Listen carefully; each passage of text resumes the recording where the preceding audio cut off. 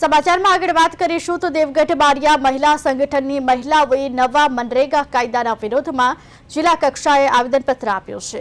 જૂનો કાયદો યથાવત રાખવા માંગ કરી હતી। મહિલાઓનું કહેવું છે કે નવા કાયદામાં લઘુત્તમ વેતનનો કોઈ ઉલ્લેખ નથી। બેરોજગારી અને સ્થળાંતરણ પ્રશ્નોમાં મનરેગા યોજના અંતર્ગત શ્રમિકોને રોજગારીથી તેમનું ગુજરાન ચાલે છે। જોકે ગ્રામ્ય વિસ્તારોમાં થતા કામો એજન્સીઓ મારફતે કોન્ટ્રાક્ટરો મશીનરીનો ઉપયોગ કરી કામગીરી કરતા હોય છે।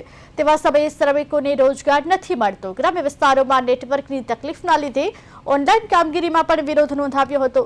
નવા કાયદાને રદ કરી જૂની મનરેગા યોજના જ કાર્યરત કરવા તેમજ ગ્રામીણ પરિવારોને વર્ષમાં 200 દિવસ રોજગાર આપવામાં આવે તે વિવિધ માંગો સાથે વિરોધ નોંધાવ્યો। ડીડીઓ, ડીઆરડીએ નિયામક અને કલેક્ટરની રજૂઆત સાથે મહિલાઓએ આવેદનપત્ર આપ્યું।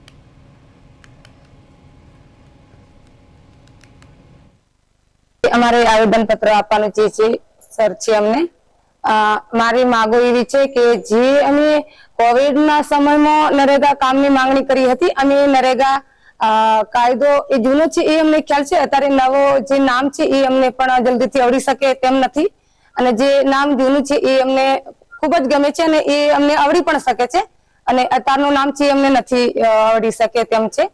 અને અમારી માંગો એ છે કે જે 2020માં કામ કર્યું હતું તો અમે કામ માંગ્યું તો થોડો સમય લાગે તો લાગે પણ મળી શકે તેમ હતું અને 2024માં કામ કર્યું છે એમે ઓનલાઈન હાજરી પુરાય છે। એમાં અમને 5 દિવસ મેં આ નરેગા જે એ છે કાયદો છે અને એ કાયદામાં અમે વિરોધ કરીએ છીએ। એના માટે અમે આવેદન પત્ર આપવા માટે આવ્યા છીએ।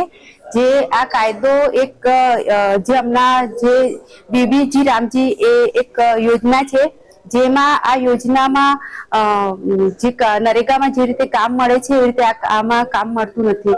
એના માટે શ્રમિકોને જે એમને કામ જોઈએ ત્યારે મળી ના શકે એક એ અમને વિરોધ લાગે છે। અને બીજું કે આમાં 125 દિવસ કામગીરી છે પણ 60 દિવસ તો આમાં કામ મળવાનું નથી એવું અંદર લખેલું અમે જાણીએ છીએ આવેદન પત્રમાં। તો પછી તો એ લોકોને ક્યારે આ કામ મળશે એ પણ એમના દિવસો ઓછા પડે છે અને આમાં